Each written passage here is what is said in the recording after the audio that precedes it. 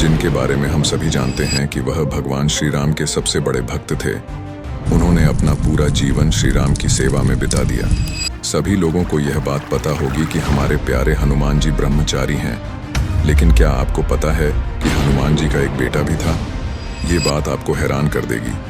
कौन था ब्रह्मचारी हनुमान जी का बेटा?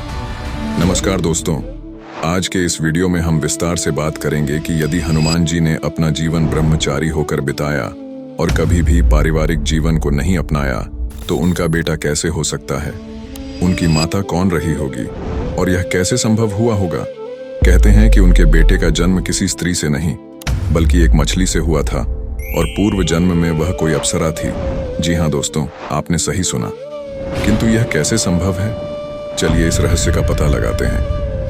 एक प्राचीन कथा के अनुसार जब रावण ने हनुमान जी की पूंछ में आग लगा दी थी, तब हनुमान जी ने अपनी पूंछ से पूरी लंका को जला दिया। लंका जलाने के बाद हनुमान जी जब अपनी पूंछ में लगी आग को बुझाने के लिए समुद्र में उतरे, तब उनका तापमान बहुत ज्यादा था और उनके पसीने की एक बूंद समुद्र के पानी में गिर गई थी। उस बूंद को एक मछली ने पी लिया और वह गर्भवती हो गई। इसी प्रकार से हनुमान जी का बेटा मकरध्वज पैदा हुआ। पिता पुत्र का महासंग्राम। रामायण के अनुसार जब रावण राम जी के हाथों हारने लगा तो उसने पाताल लोक के स्वामी अहिरावण को राम और लक्ष्मण का अपहरण करने के लिए मजबूर किया। अहिरावण एक मायावी राक्षस राजा था और वह अपनी माया की शक्ति से किसी का भी रूप ले सकता था। उसने हनुमान जी का रूप धारण करके श्री राम और लक्ष्मण का अपहरण किया और उन्हें पाताल लोक ले गया। जब यह बात राम जी की वानर सेना में सबको पता चली तो सब जगह हल्ला मच गया। हनुमान जी उन्हें ढूंढते हुए पाताल लोक पहुंचे, जहां उन्होंने देखा कि वहां 7 द्वार थे और हर द्वार पर एक पहरेदार था।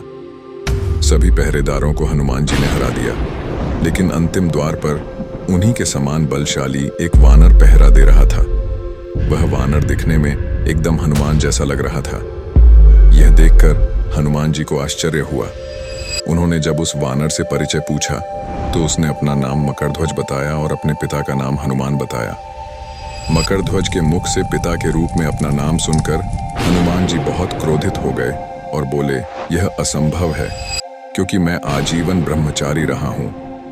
हनुमान का परिचय पाते ही मकरध्वज उनके चरणों में गिर गया और उन्हें प्रणाम कर अपनी उत्पत्ति की कथा सुनाई। यह सब सुनकर हनुमान जी ने मकरध्वज को अपने गले से लगा लिया और मान लिया कि वह उनका ही पुत्र है, लेकिन यह कहकर कि वह अभी अपने प्रभु श्री राम और लक्ष्मण को लेने आए हैं। जैसे ही द्वार की ओर बढ़े, वैसे ही मकरध्वज उनका मार्ग रोकते हुए बोला, पिताश्री, यह सत्य है कि मैं आपका पुत्र हूं, लेकिन अभी मैं अपने स्वामी की सेवा में हूं, इसलिए आप अंदर नहीं जा सकते। इससे हनुमान जी प्रसन्न भी हुए थे। द्वारपाल से पाताल लोक के राजा तक का सफर। हनुमान ने मकरध्वज को अनेक प्रकार से समझाने का प्रयास किया, किंतु वह द्वार से नहीं हटा। तब दोनों में घोर युद्ध शुरू हो गया। देखते ही देखते हनुमान जी उसे अपनी पूंछ में बांधकर पाताल में प्रवेश कर गए। हनुमान सीधे देवी मंदिर में पहुंचे, जहां अहिरावण राम लक्ष्मण की बलि देने वाला था। हनुमान जी को देखकर चामुंडा देवी पाताल लोक से प्रस्थान कर गईं। तब हनुमान जी देवी रूप धारण करके वहां स्थापित हो गए। कुछ देर के बाद अहिरावण वहां आया और पूजा अर्चना करके जैसे ही उसने राम लक्ष्मण की बलि देने के लिए तलवार उठाई, वैसे ही भयंकर गर्जन करते हुए हनुमान जी प्रकट हो गए और उसी तलवार से अहिरावण का वध कर दिया। सुनने में ये आपको KGF मूवी के सीन जैसा लग रहा होगा, पर यही सच है।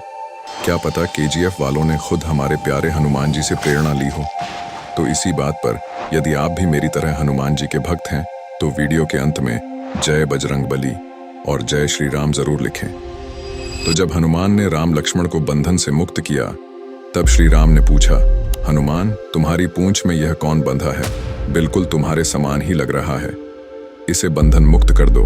हनुमान ने मकरध्वज का परिचय देकर उसे बंधन मुक्त कर दिया। मकरध्वज ने श्री राम के समक्ष सिर झुका लिया। तब श्री राम ने मकरध्वज का राज्याभिषेक कर उसे पाताल का राजा घोषित कर दिया और कहा कि भविष्य में वह अपने पिता के समान दूसरों की सेवा करे। यह सुनकर मकरध्वज ने तीनों को प्रणाम किया तीनों उसे आशीर्वाद देकर वहां से प्रस्थान कर गए। इस प्रकार मकर ध्वज हनुमान पुत्र कहलाए। दुनिया का एकमात्र मंदिर जहां हनुमान जी विराजे हैं अपने पुत्र के साथ। भारत के पश्चिमी भाग में स्थित तीर्थ स्थान बेट द्वारका एक धर्म भूमि है। यहाँ पर भगवान द्वारकाधीश का मंदिर होने के अलावा पौराणिक और दुनिया का एकमात्र ऐसा हनुमान मंदिर है जहाँ हनुमान जी अपने पुत्र मकर ध्वज के साथ विराजमान हैं। इस मंदिर को डांडी हनुमान मंदिर के नाम से भी जाना जाता है। कहते हैं यहाँ पहली बार हनुमान जी मकर ध्वज से मिले थे। इस हनुमान मंदिर में समुद्र पार कर नाव के माध्यम से बेट द्वारका पहुंचा जा सकता है। यहाँ रोज ही हजारों भक्त दर्शन के लिए पहुंचते हैं। यहाँ हमेशा रामधुन की आवाज सुनाई देती रहती है। यदि आपको यह कहानी पसंद आई हो तो इस वीडियो को लाइक करें, कमेंट में अपने विचार जरूर बताएं और चैनल को सब्सक्राइब करके हमें सपोर्ट करें ताकि हम आपके लिए और भी ऐसी रोचक कहानियां लाते रहें। जय श्री राम।